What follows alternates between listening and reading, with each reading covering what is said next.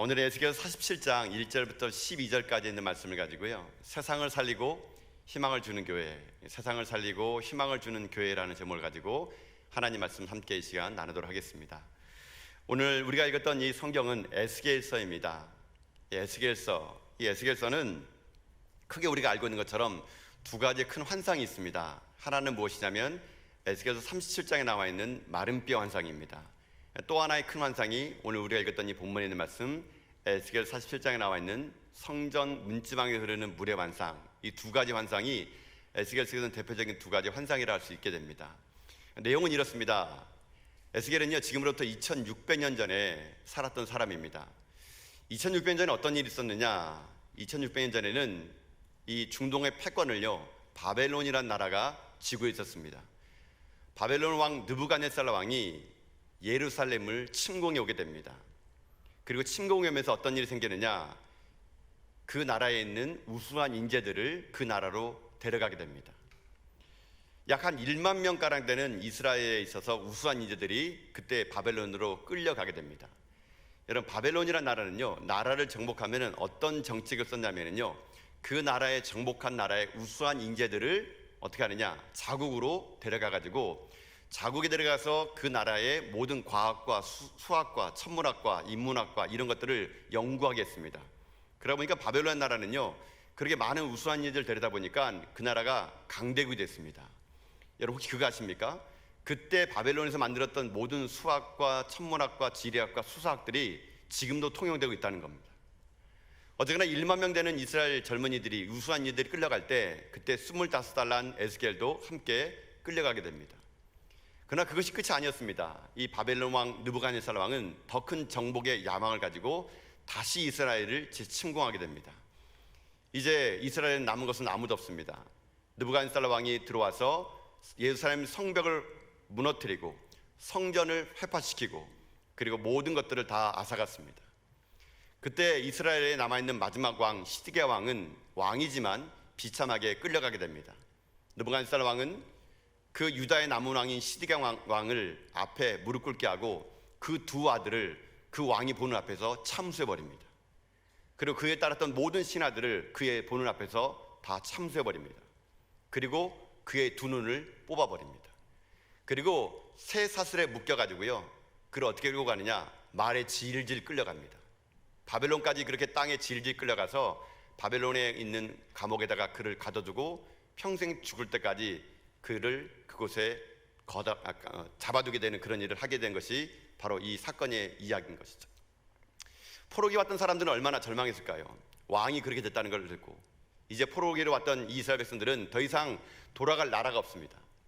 돌아갈 땅도 없습니다. 예배드릴 성전도 다 무너졌습니다. 바벨론 포로기에 잡혔던 수많은 이스라엘 사람들은요, 울고 또 울었습니다. 그 당시에 바벨론에 있는 그발 강가에서 그들이 울고 또 울었을 때 에스겔이 사로잡힌 지 5년 지난 30살 때 그때 하늘의 문이 열립니다. 하나님 모든 절망에 있는 이스라엘 백성들에게 소망을 붑니다. 그리고 에스겔에게 환상과 비전을 통해서 앞으로 이뤄질 나라에 대해서 그에게 말해줍니다. 에스겔은 그 비전을 품었습니다. 꿈을 가졌습니다. 설상가상으로 에스겔은요, 자기 개인적인 사정 속에는 자기의 사랑하는 아내가 그 땅에서 죽고 맙니다. 아내를 잃어버리고 자기 나라는 뺏겨버리고 자기는 언제 돌아갈지 모르는 이 그발강가에서 울고 있는 그때에 하나님의 비전은 에스겔을 사로잡게 되고 에스겔은 눈물 나는 삶을 살지만 거기에서 하나님의 꿈을 가지고 비전을 선포했을 때 이스라엘 백성들은 다시 한번 꿈을 얻게 됩니다. 그 환상이 무엇이냐? 오늘 본문에 나와 있는 이 성전 문지방에 흐르는 이 환상이었죠. 내용은 이렇습니다. 에스겔이 환상을 보게 됩니다. 여호와의 사자의 손에 이끌려서 지금 성전을 가게 됩니다. 성전은 이미 회파됐기 때문에 하나님이 에스겔 선지자에게 보여주는 것은요, 회복될 예루살렘 성전입니다. 그가 여호와의 사자의 손에 이끌려가지고 성전을 들어갔는데 갑자기 성전이 문지방에부터 물이 흐르기 시작합니다. 물이 흐르는데 그 물이 어디로 흐르느냐? 가만히 봤더니 동쪽으로 계속 흘러갑니다. 이 성전에 이 제단을 한번 훅 훑더니만은 계속 동쪽으로 흘러갑니다. 그러면 여호와의 사자가 물어봅니다. 그 물을 건너가 보라고요. 그래서 그 물을 건너가기 위해서 1,000척을 가봤습니다. 1,000척이냐면은 얼마나 되냐면요, 오늘날 우리들의 이 단위법으로 하게 되면 약 한 500m입니다. 성전 물지방에서 물이 흘러가지고 500m를 갔어요. 그랬더니 그 물이 자기의 발목을 채우게 됩니다. 또 여호와의 사자가 얘기합니다. 또 1,000척을 가보라고. 그래서 성전에서 1km 간 거예요. 그랬더니 그 물이 무릎을 차고, 또 1,000척을 갔더니 허리에 차고, 또 1,000척을 갔더니 이제는 건널 수 없는 큰 강이 되었다라는 겁니다. 그래서 놀라운 것은 에스겔이 그 환상 중에 그 건널 수 없는 강가 앞에서 뒤를 돌아봤더니 이 강물이 지나는 곳마다 놀라운 일이 생겼습니다. 무슨 일이 생겼느냐? 이 강물이 닿는 곳마다 죽었던 것이 되살아난 것입니다. 이것이 강둑을 지나가든, 이것이 사막을 지나가든, 이것이 광야를 지나가든, 지나는 곳마다 이 물이 닿는 곳마다 죽었던 것이 되살아나기 시작합니다. 그 물이 되살아나서 어떤 일이 생기느냐? 많은 사람이 떠났던 사람들이 돌아오게 됩니다. 어부들이 돌아오게 됩니다. 물고기가 살아나게 됩니다. 거기에 있는 나무는 달마다 열매를 맺는 나무가 생깁니다. 거기에 그 열매를 먹을 만하고 그 잎사귀는 약재를 쓸 만큼 그런 환상과 비전을 이 에스겔이 보게 된다는 것입니다. 저는 이 메시지가, 이 비전이, 이 환상이 오늘 우리들에게도 참 의미 있다고 생각합니다. 여러분, 오늘 우리들의 삶은 어떤 삶입니까?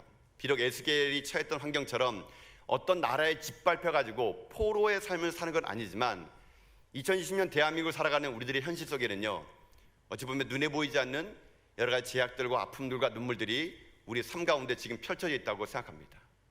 많은 것들을 잃어버렸습니다. 많은 것들을 꿈꿀 수 없게 되었습니다. 때로는 평상시처럼 지내기도 힘든 상황 속에 이 대한민국은 코로나라는 바이러스로 인해 가지고 신음소리가 여기저기 들려오기 시작합니다. 이 땅의 삶을 살아가는 것은 어찌 보게 되면은 이스라엘 백성들처럼 포로기 때 있는 것처럼 우리는 답답하고 막혀있는 인생을 살아가는 것이 오늘 우리들의 현실이었고 2600년 전에 이스라엘 백성들의 현실과 다르지 않다는 겁니다. 그런데 이런 현실을 살아가게 되면요, 사람들에게는 어떤 특징이 일어나느냐?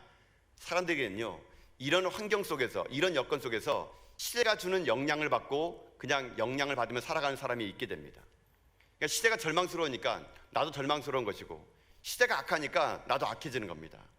상황과 여건에 따라서 그냥 영향을 받는 사람이 있는 반면에 이런 환경 속에서도 영향을 받는 것이 아니라 도리어 영향을 주는 사람이 있다는 겁니다.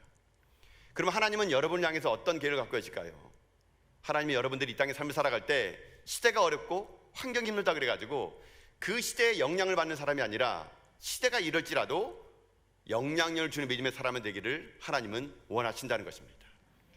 내가 이 시대 가운데 지배를 받는 자가 아니라 그 시대가 이렇게 어렵고 힘들지라도 그 시대를 뛰어넘는 사람이 되기를 하나님은 원하신다는 것이죠.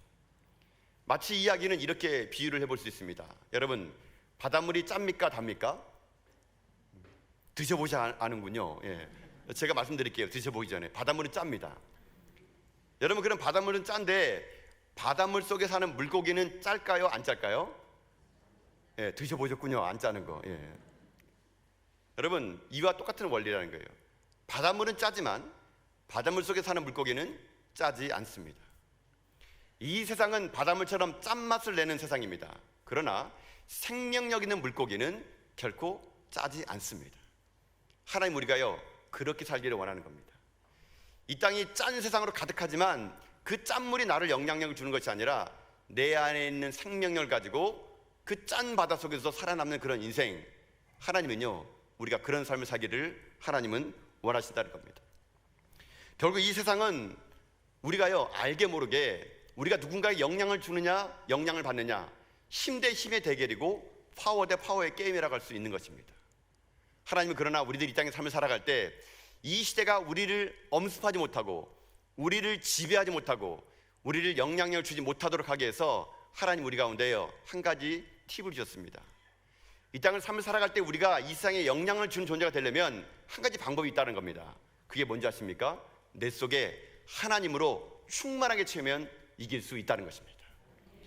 내 속에 말씀이 있고 하나님이 계시고 성령이 충만하면요 우리는요 이 땅의 것들로부터 영향을 받는 것이 아니라 오히려 내 인생이 충만해져서 세상에 영향을 주는 믿음의 종이 될 수 있다는 얘기입니다. 이 이야기를 한번 이렇게 한번 얘기해 보도록 하겠습니다. 제가 살았던 어릴 적은요 이 식수가 집집마다 있지 않았습니다. 예. 여러분, 제가 몇 년도 살았던 사람인가 이게 궁금할지 모르겠네요. 그러니까 저는 집에 어떻게 됐냐면요 이쪽에 5채 이쪽에 5채 가운데 공동식수를 두고 살았던 적이 있었습니다. 공동식수를 살기 때문에요, 이 공동식수에 물을 받기 위해서 아침마다 그냥 전쟁이 나는 그런 집이었습니다. 근데 지금이야 얼마나 이게 편해졌습니까? 수도 시절이 그냥 아무데나 물 틀면 물이 나오는데요, 그 당시에는요 그렇게 나오지 않았습니다. 왜 옛날에는 그렇게 단전이 잘 되고 단수가 잘 되는지 모르겠어요. 툭 하면 전기 끊어지고 툭 하면 물이 안 나왔습니다. 예고하고 물 끊어주면은 받기라도 하는데 예고 없이 물이 끊을 때가 상당히 많았습니다. 그러면 물 나올 때까지 어떻게 하느냐, 수도꼭지 앞에 기다리고 있었습니다. 언제 나오나 해가지고요. 근데 나중에 물이요 언제 나올지 모르기 때문에 항상 틀어놓거든요. 근데 나중에 어떻게 합니까? 물이 나온다 그럴 때, 여러분 단수됐다가 물 나올 때 어떤 물이 나옵니까? 예, 녹물, 네, 녹물 나오고 구정물 나오고 깨끗한 물이 안 나옵니다. 그러니까 제가 그 앞에 이렇게 앉아 있을 때 갑자기 물이 나오면요 콱콱콱 팍 터집니다. 그러면 얼굴에 막 그냥 구정물 다 묻으면서 제가 이제 닦거든요. 그래서 제가 그렇게 생각해봤어요. 아니 이게 단수만 되면 누가 이렇게 구정물을 집어넣나 여기다가. 저는 어릴 때 그런 생각했어요. 단수만 되면은 우리 동네 마을에 누가 이 구정물을 집어넣는구나, 이 녹물을 집어넣는구나, 그 생각을 해봤는데 그게 아니었던 겁니다. 여러분, 평상시에는 왜 수돗물에 그런 녹물이나 구정물이 안 나올까요? 그것은 파이프 안에 수압 때문에 그런 겁니다. 수압 때문에. 물의 근원지부터 시작해서 가정까지 물을 보낼 때요 그냥 보내면 안 갑니다. 엄청난 수압을 주는 거죠. 수압을 주게 되면 어떤 일이 생기지 않습니까? 수압을 주게 되면요 바깥에 있는 더러운 물과 이물질이 수도 안으로 못 들어와요. 그러니까 일정한 수압을 두는 것이 이게 깨끗한 물을 보존할 수 있는 또 하나의 방법이라는 겁니다. 그런데 이런 수압이 딱 끊어지게 되면은요 이 수도관이 비어있기 때문에 그 다음부터는요 아무리 수도관을 잘 싼다 하더라도 바깥에 있는 더러운 물이 수도관에 들어오게 됩니다. 그러면 그 물이 고여 있다가 새로운 물이 오면 어떡합니까? 이 물이 그 더러운 물을 쓸어버리는 거죠. 그러니까는 단수가 된다는 물을 뜨게 되면은 어떡합니까? 구정물과 녹물이 흘러나오는 겁니다. 저는 이 원리를 가지고 여러분에게 오늘 말씀드리고 싶은 겁니다. 여러분, 우리 안에 하나님으로 말미암은 영적인 수압이 가득 차게 되면요 세상의 이물질이 들어오지 못한다는 겁니다. 내 안에 하나님으로 말씀으로 충만해지게 되면요 어떤 세상 것들이 내게 들어온다 하더라도 내 인생은요 언제나 맑은 물만을 쏟아 놓는다는 얘기예요. 그러나 여러분 인생길 잘 보십시오. 어떤 분들은 인생길 속에서 구정물이 나오고 녹물이 나오는 것은 내 안에 하나님으로 채워지지 않기 때문에 그런 겁니다. 말씀에 채워지지 않고 하나님 채워지지 않으면요 얼마든지 세상은요 우리에게 구정물을 더해주는 거예요. 세상 것이 들어오기 시작하는 거예요. 그러다 보면은 내 인생이 맑은 일급수물이 아니라 이 땅 가운데 세상 것을 토해내는 인생이 될 수밖에 없는 거예요. 이런 사람은 세상에 영향력을 받는 겁니다. 이런 사람은 세상에 하는 대로 하는 거예요. 세상이 절망할 때 같이 절망하고 세상이 울 때 같이 우는 거예요. 그러나 하나님 오늘 이 시간 여러분에게 말씀하시기 원하십니다. 여러분이 심령 속에 오늘 하나님으로 충만할 수 있기를 주님의 이름으로 축복합니다. 여러분의 빈 가슴에 세상 것도 채우지 마시고요 오늘 말씀으로 채워나가는 그런 은혜가 있기를 주님의 이름으로 축복합니다. 내가 하나님을 채우고 말씀으로 채우면 내 인생은요 이 땅 가운데 누군가에게 생명의 생수를 공급하는 하나님의 사람이 될 수 있다는 것입니다. 결국 이 생명의 생수가 우리를 통해서 흘러가게 하나님은 원하시는 것이죠. 여러분, 오늘 이 말씀은 성전 문지방에 흘러간다는 것은요 그처럼 이 성전 문지방에 흘러가는 물이 여러분 어떻게 된다는 것입니까? 생명이 있는 물이라면 이 물이 지나가는 곳곳마다 생명수가 살아나고 잃어버린 데가 돌아오게 된다는 것이죠. 에스겔이 봤던 그 성전 문지방의 물은요 곧 생명의 근원이 어디서부터 시작되느냐? 교회로부터 시작된다는 것입니다. 여러분, 세상은요 원래 그런 곳입니다. 많은 사람이 세상이 썩었다, 세상이 왜 이 모양이냐 탓하는데 탓할 필요 없습니다. 세상은 원래 그런 곳이에요. 세상이 그렇게 된 이유는 뭔지 아십니까? 이 제단에서 말씀의 생수가 끊어져 버리고 이 제단에서 하나님의 성령의 제단이 끊어져 버리면 세상은요 메말라 버리는 겁니다. 교회가 생명의 생수를 공급하지 못하고 성도가 성도로서의 생명의 생수를 공급하지 못하면 세상은요 말라버리는 거예요. 그러면 세상은 썩는 거예요. 근데 더 놀라운 건 뭔지 아십니까? 교회가 여기에서 생명의 생수되는 하나님 말씀과 기도와 찬양이 끊어져 버리면 이 물이 세상으로 흘러가야 되는데 어떤 일이 생기지 아십니까? 세상의 물이 교회로 들어와 버리는 겁니다. 이것에서 생명생수가 밀어붙여야 되는데 말씀이 끊어지고 예배가 끊어지고 기도가 끊어지면 세상의 물이 교회로 들어옵니다. 그러면 그때부터 교회는 어떻게 된 줄 아십니까? 교회는 세속화되기 시작합니다. 교회와 세상이 똑같아져 버리는 겁니다. 교회가 세상에 물들어 버리는 거예요. 그러면요, 교회도 하나님께서 계신 곳이라고 말은 하지만 교회도 기업의 경영 방식대로 교회를 경영하려고 그럽니다. 교회의 모든 예산도 기업의 예산 기준으로 모든 걸 세우려고 합니다. 생명을 살리는 곳에 하나님 마음에 있는 걸 쓰는 것이 아니라 모든 것을 다 세상의 기준의 잣대를 가지고 교회를 바라보고 평가하기 시작하면서부터 교회는 세상과 똑같아집니다. 그러면 그때부터 교회는 더 이상 세상의 소망이 될 수 없습니다. 하나님 이 시대에 하나님의 교회들이 이 땅의 세속화의 물결을 거부하고 날마다 이 성전에서 하나님의 거룩한 물결이 이 세상을 흘러가서 이 땅 가운데 죽음의 땅, 이 땅 가운데 불모지의 땅, 광야 같은 세상을 하나님은 새롭게 생명수로 채우기를 하나님은 원하십니다. 저는 우리 전화교회가 그런 교회가 될 수 있기를 주님의 이름으로 축복합니다. 이 생명의 생수가 이 땅을 흘러가서 여러분 이 나라 이 민족을 살리는 그런 교회가 되기를 소망합니다. 여러분 이 나라 이 민족, 이 위기 속에서 누가 이 나라를 구원할 수 있을까요? 어떤 정치가가? 어떤 사상가가? 어떤 돈 많은 경제가가? 여러분 이 나라 이 민족을 살릴 수 있다고 생각하십니까? 그렇지 않습니다. 이 나라 이 민족을 살리는 길은 오직 하나님밖에 없음을 이 시간 선포합니다. 오직 하나님 말씀이 살아있는 교회, 찬양이 끊어지지 않는 교회, 기도가 멈추지 않는 그런 교회를 통해서 하나님은요 이 울산 땅을 변화시키시고 이 대함을 변화시키시고 열방을 변화시켜 주실 것입니다. 오늘은 그 비전을 얘기하는 겁니다. 하나님은요 그 비전을, 그 꿈을요 교회에다가 주었습니다. 그렇다면 이 땅 가운데 이 생명을 잃어버리고 죽음의 강이 된 이 시대를 어떻게 회복할 수 있을 것인가? 오늘 하나님 말씀 통해서 우리가 몇 가지를 살펴보기 원하겠습니다. 그럼 첫 번째로 이 땅 가운데 모든 것이 절망이요 죽음이 이 세상을 변화시키는 첫 번째 길은 무엇이냐? 첫 번째는요 회복된 교회를 통해서 가능하다는 겁니다. 여러분 오늘 말씀 한번 볼까요? 여러분 1절 말씀 보십시오. 우리 1절 말씀 같이 한번 읽어보겠습니다. 읽습니다. 시작. 그가 나를 데리고 성전 문에 이르시니 성전의 앞면이 동쪽을 향하였는데 그 문지방 밑에서 물이 나와 동쪽으로 흐르다가 성전 오른쪽 제단 남쪽으로 흘러내리더라. 아멘. 에스겔의 환상을 보죠. 이 성전 문지방에서 물이 나오기 시작한 환상을 보게 됩니다. 그 물이 흘러서 지금 어디로 흐르느냐? 동쪽으로 흘러갔다는 겁니다. 근데 흐르는 물의 방향은 동쪽이지만 물의 근원지가 어디냐? 에스겔이 본 곳은 성전 문지방이었습니다. 성전 문지방에서 흘렀던 그 작은 물이 나중에는 큰 거대한 물이 되어서 세상을 변화시켰다는 것이죠. 결국 살맛 없는 이 세상을 살맛 나게 만드는 것의 시작은 어디라는 겁니까?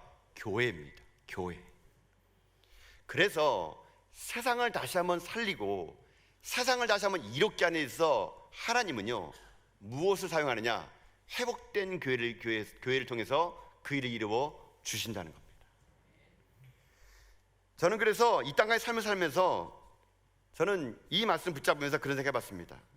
하나님, 우리 전화교회가 그런 교회가 되게 해 주십시오. 이 땅에 생명력 없는 이 교회를, 생명력 없는 이 땅을 이 교회가 책임지고 살맛 나는 세상으로 만들게 해 주십시오. 여러분, 교회가 세상에 줄 수 있는 최고의 선물은 뭔지 아십니까? 교회가 살아있는 교회가 되는 것입니다. 교회가 살아있는 교회가 되면요 세상은 새로워질 수 있습니다. 하나님은 세상의 그 아픔과 눈물을요 세상 탓하지 않습니다. 저 같은 목사를 시작해서 성도들, 이 교회에다가 그 책임을 물어본다는 겁니다. 여러분, 저는 그래서 지금 코로나19가 벌어지는 이 대한민국 현실을 바라보면서 제 삶 속에 다시 한번 무엇이 새로워질 것인가를 깨달았습니다. 여러분, 코로나19가 벌어지면서 교회가 할 수 있는 게 아무것도 없어졌어요. 여러분, 우리 소그룹 할 수 있습니까? 못 모이잖아요. 우리 전도할 수 있어요? 안 되잖아요. 선교 나갈 수 있습니까? 못 나가잖아요. 여러분, 우리가 이 코로나19 속에서 교회가 할 수 있는 게 뭐가 있습니까? 모든 게 할 수 없어요. 그러나 할 수 있는 게 딱 하나 있습니다. 그게 뭡니까? 예배 드리는 거예요. 예배만큼 우리가 드릴 수 있는 겁니다. 이 코로나19 속에서 우리가 할 수 있는 것은 예배 드리는 것이요, 말씀을 보는 것이요, 기도하는 거, 여러분 그거 하나 할 수 있어요. 하나님 우리에게 뭘 요구하는 겁니까? 우리가 많은 사역을 하기 앞서서 한국교회가 참 많은 사역을 하고 많은 예수 그리스도의 이름으로 나갔지만 결국 우리가 붙잡아야 될 건 무엇입니까? 예배예요. 예배. 하나님을 예배하고 말씀을 회복하고 기도를 회복하는 그 힘을 가지고 나가야 되는 겁니다. 하나님 어찌 보게 되면요, 이 위기 속에서 다시 한번 한국교회가 본질을 회복하고 다시 한번 말씀으로 돌아가고 기도로 돌아가고 예배로 돌아갈 때 그 힘을 가지고요, 저는 반드시 이 나라를 하나님께서 새롭게 할 거라고 저는 확신합니다. 하나님은 그 꿈을 교회에 주시는 것 같아요. 모든 한국교회가 다시 한번 예배를 회복하고 하나님의 앞에 찬양을 나갈 때 그 흘러넘치는 그 생명의 은혜를 가지고 이 땅을 변화시키는 것. 결국 생명의 말씀이 있는 교회, 살아있는 예배가 있는 교회, 흘러넘치는 기도가 있는 교회, 하나님은 그 교회를 통해서 오늘도 하나님은 이 땅 가운데 하나님의 일을 감당케 하여 주시는 것입니다. 그래서 여러분, 언제나 모든 것의 시작은 교회입니다. 언제나 모든 것의 출발은 교회입니다. 우리가 이 나라 이민족을 위해서 할 수 있는 일은 우리 교회가 살아있는 교회가 되어서 이 땅 가운데 희망이 되는 것, 그걸 우리는 꿈꿔야 됩니다. 이 일을 한 분이 계시죠. 여러분, 가나안 농군학교라고 김용기 장로님이 세운 학교가 있습니다. 1980년부터 강원도 원주 땅 신림마을에 이 김용기 장로님은요, 새벽 4시만 되면 일어나서 자기의 개인 기도실에서 그는요, 이 나라 이민족 동서남북을 향해서 그는 외쳤습니다. 한 손에는 성경을 들고 한 손에는 괭이를 들고요, 머리에는 애국의 멜관을 쓰고 허리에는 겸손한 허리띠를 메고 발에는 개척자의 신을 신고 그 김용기 장로님이 새벽 4시만 되면 강원도 원주 땅 신림마을에서 이 대한민국을 향해서 이렇게 외쳤습니다. 조국이여 안심하라, 우리가 기도하고 있다. 그분의 기도가, 그분의 건신이 아마 이 땅 이민족 가운데 지금도 희망의 노래가 되는지 모르겠습니다. 저는 그 장로님의 그 기도를 전 우리의 기도로 갖고 오고 싶습니다. 여러분, 지금 이 나라 이민족이 힘들고 어려울 때 저는 우리 전학에 있는 모든 성도들이요, 다시 한번 하나님 앞에 일어나가지고요, 우리가 외치기를 원합니다. 조국이여 안심하라, 우리 교회가 기도하고 있다. 대한민국이 안심하라, 다음 세대 리더를 전하교회가 기르고 있다라고요. 저는 이 선포를 통해서 다시 한번 이 대한민국이, 이 땅이 우리 교회로 말미암아 회복되는 그런 꿈을 꿔나가는 그런 일들이 저는 임할 수 있기를 주님의 이름으로 축복합니다. 제가 이 꿈을 가지고 하나님 앞에 이 말씀을 붙잡은 것은요, 사실 제가 새벽 기도 때 하나님께 기도할 때 하나님 저에게 선명한 하나님의 꿈을 줬기 때문에 오늘 이 말씀을 제가 붙잡고 나온 겁니다. 여러분, 제가 목회하다 보니까요, 목회의 성공을 많은 분들이 얘기하더라고요. 근데 목회 성공이 뭔지 아십니까? 항상 저희 동기들끼리 모이면요, 그러만 물어봅니다. 당신의 교회에 성도가 몇 명이냐고, 당신의 교회에 지금 뭐 하고 있냐고, 건물이 얼마나 크냐고.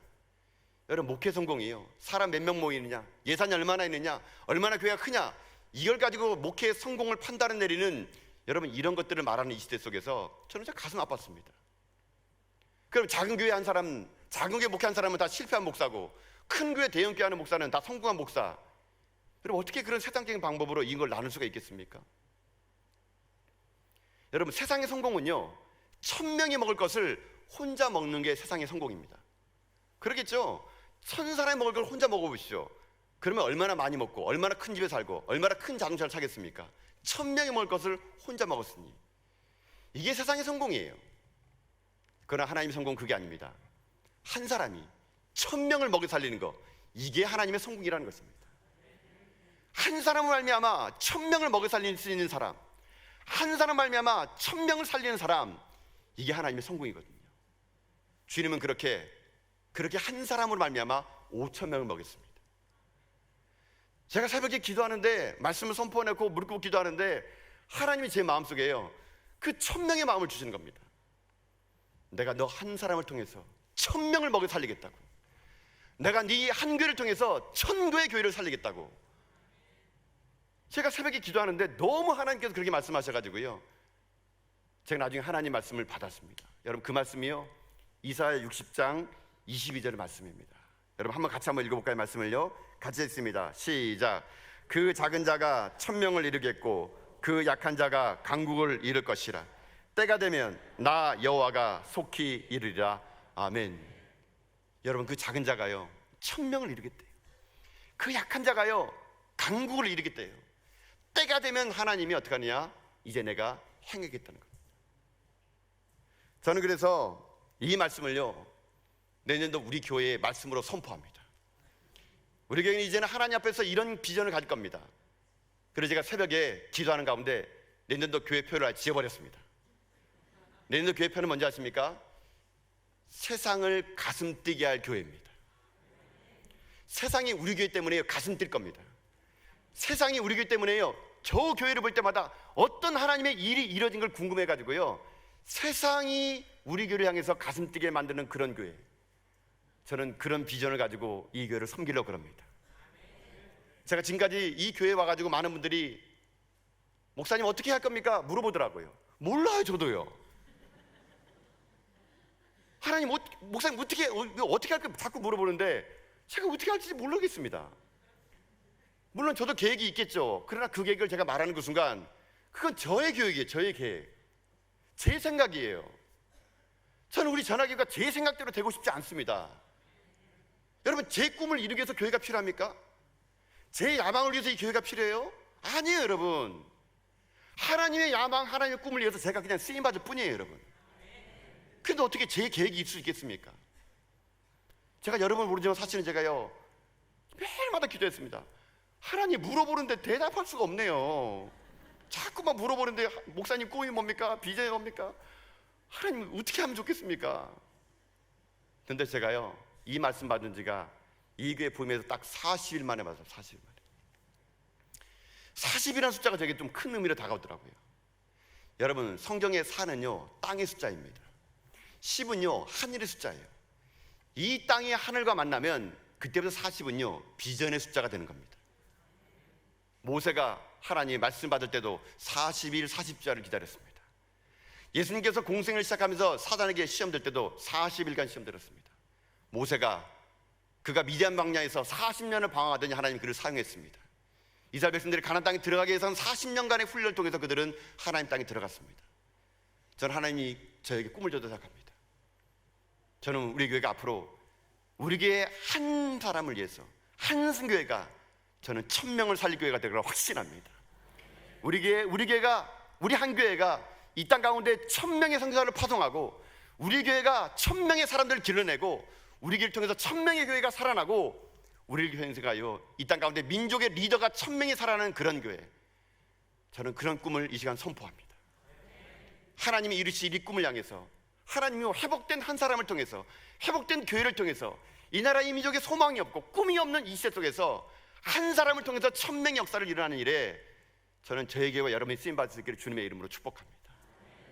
하나님의 꿈, 하나님의 비전, 내 생각이 아니라 우리의 생각이 아니라 하나님의 꿈이 우리의 꿈이 되고 하나님이 바라보고 싶은 땅이 우리가 바라보고 싶은 땅이 되고 하나님의 꿈꾸는 일이 우리의 꿈꾸는 일이 돼요.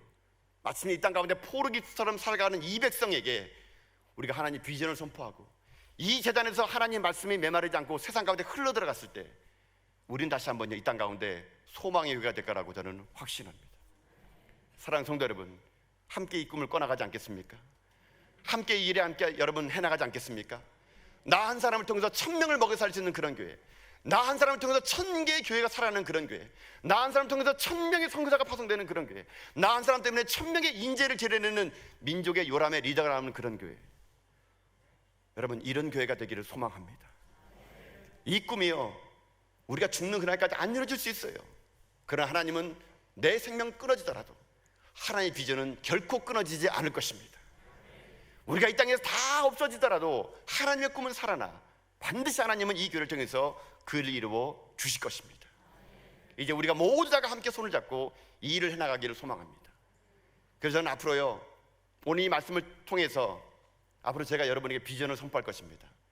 세상을 가슴 뛰게 할 교회가 되기 위해서 앞으로 어떻게 우리는 예배드려야 될 것이며 어떻게 전도해야 될 것이며 어떻게 훈련받아야 될 것이며 어떻게 선교해야 될 것이며 어떻게 다음 세대를 길러내야 될 것이며 어떻게 봉사해야 될 것인가를 제가 몇 주 동안 이제 말씀을 준비하면서 여러분과 함께 그 꿈을 나누기를 원합니다. 이 모든 꿈이 다 나눠지고 나면은 제가 이제 주일마다 여러분에게 강해 선교를 할 계획입니다. 누가복음 말씀 붙잡고 제가 이 시간 이제 이곳에서 하나님 말씀 선포할 겁니다. 강해 설교를 한다는 것은 이제 누가복음 1장 1절부터 마지막 절까지 다 함께 우리가 말씀을 읽는 겁니다.